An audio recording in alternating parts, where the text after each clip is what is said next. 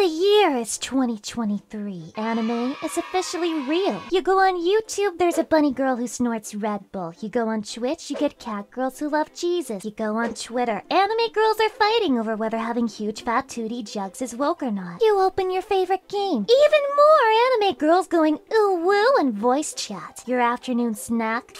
You, it's an anime girl too. There's no winning this war. There's no turning back the clock. You can't run from the moe. You can't hide from the kawaii sugoi desume.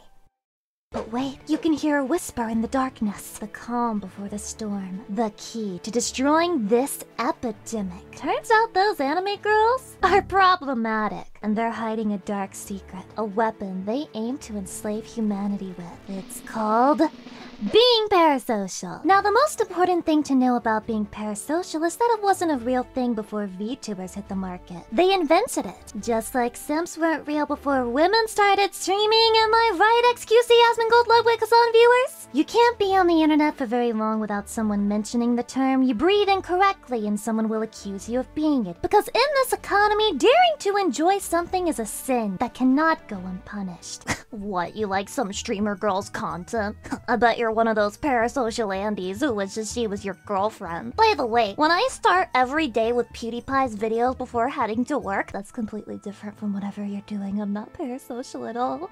I've watched him since I was 9 and his content just cheers me up, okay? Yes, indeed. Everyone is parasocial, and I do mean everyone. The only way to escape the label is to never turn on a computer or TV again and relocate to Antarctica. Cause let's not get it twisted. By pure definition, if you feel that you have a relationship with a media personality or even a fictional character, you are participating in a parasocial relationship. Now hold on, Lucy, stop right there. I don't feel like I have a relationship with them. Clearly I'm aware that I'm not their lover, unfortunately. So to call me parasocial, well, all I have to say is, take your meds, you whore.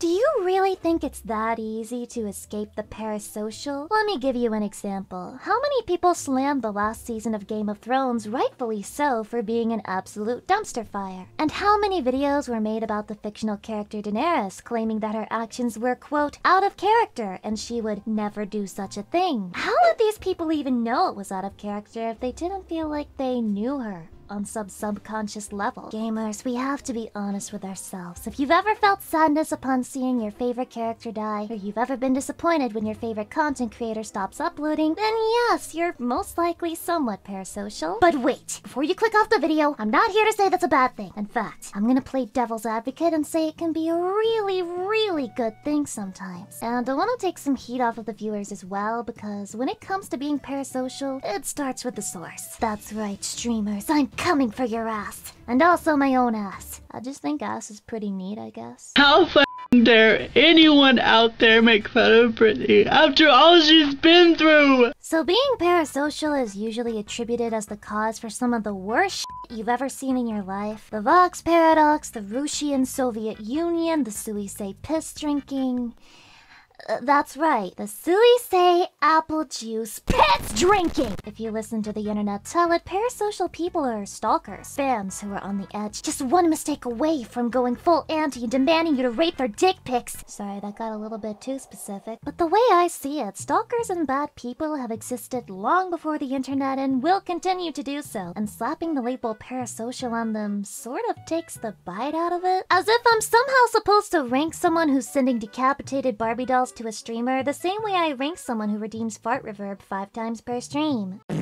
Because really, to condemn all forms of parasocial relationships is to demand that people not feel anything. That people somehow tune into a certain type of content every day and then leave with no parts of themselves changed. Now, whether that part is your heart getting warm or your dick popping a dent, that's a whole other story. And I think that any artist or creator would say that detachment is not what they want out of their audience. They want you to feel something. They want their work to mean more than idle entertainment. If they can't get some type of emotional reaction out of you, then they think they must be doing something wrong. See, no one thinks that an author is an asshole for writing a story that makes them cry. No one feels ashamed to admit that they cried while watching something like Up either. But when it comes to streamers and YouTubers, there's this weird sense of shame and stigma, as if feeling attached to that person is morally wrong. But I can't help but think that if you feel attached to someone that you watch every day, you're just normal. You're completely fine. And to be honest, the types of people that participate in harassment and stalking would still do so, no matter what the target does. Most of the things that people call parasocial just seem really sweet in my eyes. Maybe it's me. Maybe I'm the problem, the psychopath, so to speak, but when I see fans branding together to make something nice for their favorite streamer, the word parasocial never comes to my mind. It just makes me smile. I mean, holy f***, humans are just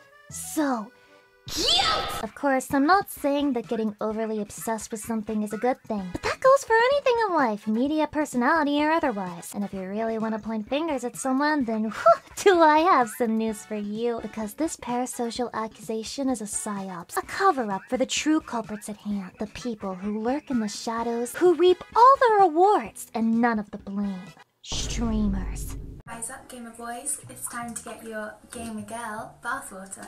What if I told you that creators can be just as parasocial as their audience, if not more so? I mean, I'm not gonna point any fingers because 1, I don't know what's going on in other people's heads, and 2, I don't want to stir shit. But I think I've established that I don't think being parasocial is the boogeyman everyone makes it out to be. Even so, that doesn't give me the right to put anyone else under fire, accidentally or not. So you know what? I'm gonna put myself on the stake for you. Nail myself to the golden arches like Jesus on the cross. I am parasocial. Yes, confirmed problematic streamer. And the funny thing is, I don't know how I'm expected not to be. Multiple days a week, I come online to the same people. I talk with them, I laugh with them, I entertain them. And hell, they entertain me too! I read their comments, I see their encouragement, and I feel less alone. In my case, it probably doesn't help that I'm pretty bad at making friends as is, so having a chat that genuinely wants to talk to me is such a fresh, nice feeling that I can't help but feel somewhat attached. I know I can't be the only streamer who feels this way. I also want to dispel the myth that streamers have no idea who you are. Sure, if you lurk and never post a single message, yeah, that's probably the case, but if you're a frequent chatter, unless the community is bigger than a billionaire's overseas bank account, they probably recognize you. And that's not even cope, it's a fact of life. If a streamer interacts with you enough times, they start to remember your username and the gist of how you type, go figure. I'm not saying they're your best friend or anything, but that's not quite the same as having no idea you exist, is it? Like many other streamers, I recognize usernames. I have inside jokes with my community. I find myself thinking things like, oh, so-and-so will say something if I do this,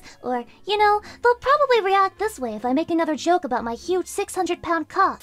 And yeah, I also notice when certain chatters are missing, when it's been a while since I saw a certain username pop up in the chat, and that can genuinely make me feel a little pang of sadness, even though it is one-sided, even though the other person may have forgotten about me, which means, yes, I am parasocial, self-diagnosed. But don't get it twisted, that's not me saying I'm so special, I'm different from other streamers, look at me. I actually think I'm the rule and not the exception, cause this is a really weird career, and a lot of it is uncharted territory, because while an actress goes and films her movie in spurts and doesn't interact with the viewers until later, if she decides to at all, streamer interactions are real-time in the moment with the threat of getting one guide always waiting around the corner. I think it would be really difficult to emotionally distance yourself from something that's just so close, and for me, having this relationship with my chat has been a 99% positive experience. Sure, weird shit happens now and then, but if you deal with it quickly and set basic boundaries, then I guarantee you viewers will understand. So where does this leave us? You just said you're parasocial, and everyone on the internet tells me that being parasocial makes you the scum of the earth. Just tell me where to point the pitchfork, streamer. Well, what if I said it's somewhere in the...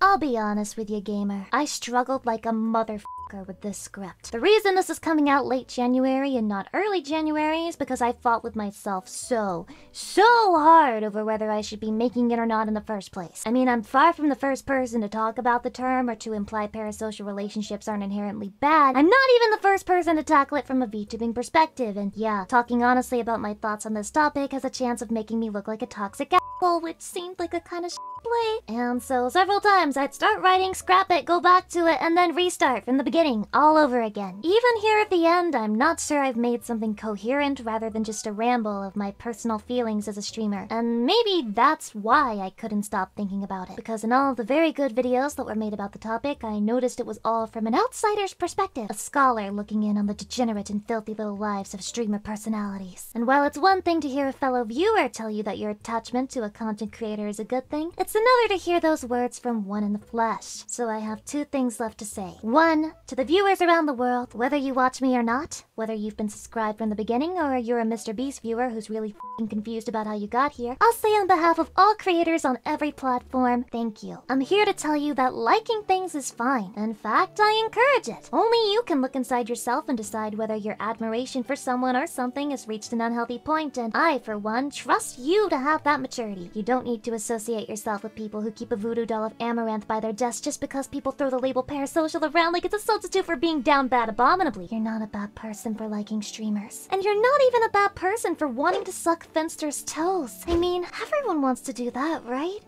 Right? And the second and final thing is, I'm going to say something that needs a bit of a disclaimer. I want to make this extremely clear. I do not think the vast majority of content creators set out with the intention to form a parasocial bond with their viewers. I think it's just the natural consequence of wanting to be liked, wanting to do well, and wanting our content to mean something to people. But with that being said, I'll be the first to admit, whether we as creators are aware of it or not, every single one of us ends up encouraging parasocial connections to some degree. Is it career suicide to come out and say that?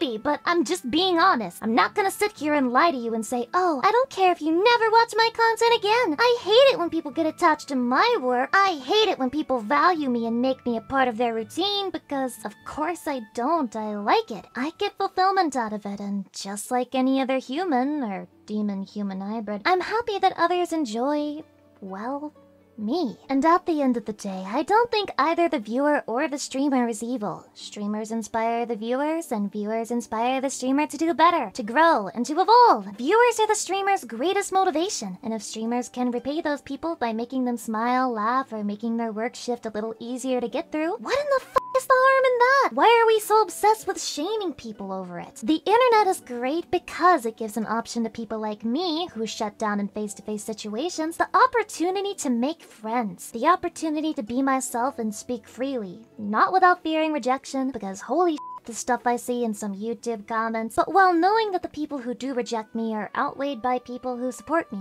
with their whole hearts and souls. Like with most other things in life, the truth lies somewhere in the middle, somewhere between black and white. Parasocial relationships, as with literally any other type of relationship, have the chance to go sour. In that sense, it's just like any other relationship. With proper boundaries and communications, things will be okay. We will be okay. And the next time I see a post about parasocial shit in the streamer sphere, I swear to f***ing God, if it's another blanket statement shitting on viewers for having feelings, I'm going to— Anyway, I'm embarrassed and terrified now, and that's all I had to say about that, so bye. Alright, talk to you later.